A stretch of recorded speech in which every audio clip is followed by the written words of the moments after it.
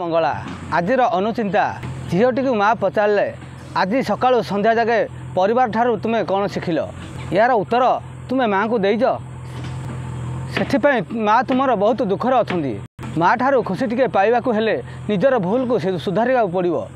तापर माँ ठारू खुशी टिके तुम्हें पाइपर संसार रे तुम्हें दिने माँ हेब से माँ तुमर दुखर अच्छा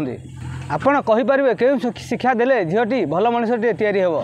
पद्यांश कहले झील शिक्षा पाइब ना गद्यांश कहले झील शिक्षा पाइब ना सरलतार कहले झीटी शिक्षा पाइब यार उत्तर आपण कहींपर कि यार उत्तर जी दे पार से झीटी को भल मनुष्य कर ना बापा माँ जीवन सबुदिन नष्ट हो जदि झीटी पद्यांश कथा कहे तुम्हें सरलतार कह जदि झीटी सरलतार कहूँ तुम्हें गद्यांश कहपर झीटी भल शिक्षा पाइब नहले जीवन सारा पस्तैब झीर जीवन सहित खेलने किए आसे निजर बयस वर्ष जाए माँ बापा जहाँ शिक्षा दे थाए ताकू भूली जाए आउ 5 वर्ष गुरु शिक्षा विद्यालय में 8 घंटा पालन करे जदि गुरु ठीक शिक्षा दे थाए झीटी लक्ष्यस्थल में पहुँची थाए आउ बाकी समय तक सांगसाथी मानक परिवार संगे समय बिताई थाए गुरु शिक्षा देथिबा बापार दायित्व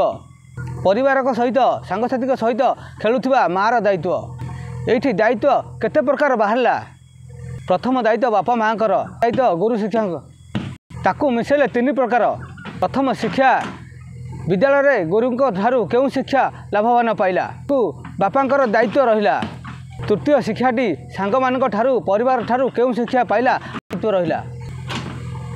प्रथम दायित्व है गुरु द्वितीय दायित्व है बापा माँ यही 3 प्रकार दायित्व अति निबिड़ सहकार बुझा पड़ो